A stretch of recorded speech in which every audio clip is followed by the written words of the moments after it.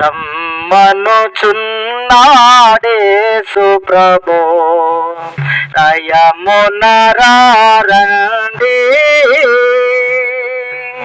పిలచుచున్నాడు ప్రియమారా ముదమునరండి. రమ్మనుచున్నాడేసు ప్రభు రయమునరండి, పిలచుచున్నాడు ప్రియమారా ముదమునరండి. ప్రయాస భారం మోసి పరితపముందు వారికి, ప్రయాస భారం మోసి పరితపముందు వారికి, యేసే ప్రశాంతి మూలం, యేసే చిరంజీవం, యేసే ప్రశాంతి మూలం, యేసే చిరంజీవం.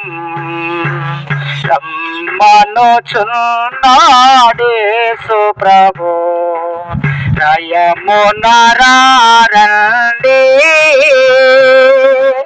పిలచుచున్నాడు ప్రియమారా ముదమునరండి, ముదమునరండి.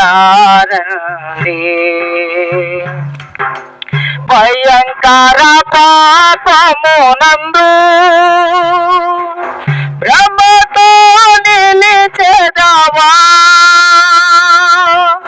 భయంకర పాపమునందు బ్రహ్మతో నిలిచెదవా, పాపము విడచి యేసు శాంతి నెమ్మది కోరవా, పాపము విడచి యేసు శాంతి నెమ్మది కోరవా. రమ్మనుచున్నాడేసు ప్రభు రయమునరండి, పిలచుచున్నాడు ప్రియమారా ముదమునరండి,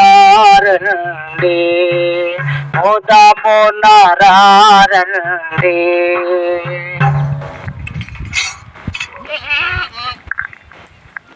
దేవునికి మహిమ కలుగునగాక. నా పేరు జోసెఫ్, మాది ఆత్మకూరు గ్రామము. గుడిపాడు సంఘంలో నేను దేవుని సేవకునిగా పనిచేస్తున్నాను. అయితే ఈరోజు మీ మధ్యలో నా సాక్ష్యాన్ని చెప్పాలని ఆశపడుతున్నాను. ఏంది నా సాక్ష్యము అని అంటే, నేను ప్రభు అయిన యేసుక్రీస్తుని సొంత రక్షకుడిగా అంగీకరించక ముందు కనీసం 9వ క్లాస్ నుంచి, అంటే 9వ తరగతి నుంచి చదువుకునే సమయంలో ఫ్రెండ్స్ ద్వారా చిన్నంగా చెడు అలవాట్లకి నేను బానిసైపోయాను.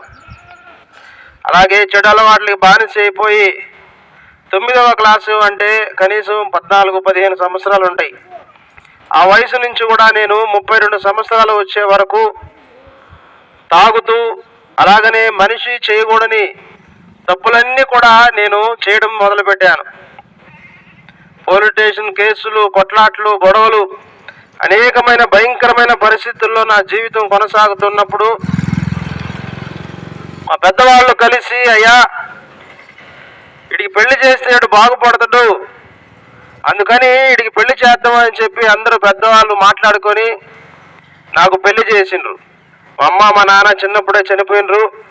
పెద్దవాళ్ళు ఉండి పెళ్లి చేస్తే కుక్కతోక వంకరే అన్నట్టు పెళ్ళైన కొద్ది రోజుల దాకా బాగానే ఉండి తర్వాత మళ్ళా తాగుతూ తిరుగుతూ మళ్ళా గొడవలు కొట్లాట్లు పెట్టుకొని జీవితం నాశనం చేసుకుంటున్న సమయంలో నా భార్య కూడా ఎన్నో మార్లు చెప్పినా నేను వినలేదు. వినకుండా నా ఇష్టానుసారంగానే తాగుతూ తిరుగుతూ కొడుతూ ఉన్నప్పుడు నా భార్య కిరోసిన్ పోసుకొని ఒళ్ళు కాల్చుకొనింది. ఒళ్ళు కాల్చుకొని ఒళ్ళంతా కాలిపోయింది. ఎదురు పక్కంతా ఎదంతా కాలిపోయింది. ఒళ్ళంతా కాలిపోయిన తర్వాత నేను ఒకసారి యేసుక్రీస్తు ప్రభుని తలుచుకొని, అయ్యా నా భార్య ఒళ్ళు ఎలాగుంటే అలాగొస్తే నేను నిన్ను నమ్ముకుంటాను అని చెప్పాను.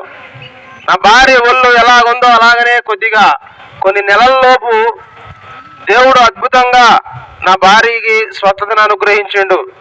అయినా నేను ప్రభువు నమ్ముకోకుండా మరలా ఇష్టానుసారంగా తాగుతూ తిరుగుతూ ఉన్నప్పుడు దేవుడే, మేము చనిపోవాలనుకున్నాం, నేను నా భార్య, ఇంకెందుకు మా బతుకు ఇలాగైపోయింది, మేము చనిపోవాలనుకున్నప్పుడు దేవుడే మమ్మల్ని దర్శించి ఆయన కృప మాకు అనుగ్రహించి, ఇదిగో నేనున్నాను, భయపడద్దు అని దేవుని సేవకుడి ద్వారా దేవుడు మాట్లాడినప్పుడు నేను ఆయన మాటలకి లోబడి ఆయన్ని నమ్ముకోవడం జరిగింది. కనీసం 8 సంవత్సరాలు అవుతున్నా ఇంతవరకు కూడా మళ్ళా తాగుడు జోలికి కానీ చెడు అలవాట్ల జోలికి కానీ పోలేదు. ఎందుకు మీకు ఎన్ని చెబుతున్నాను అని అంటే,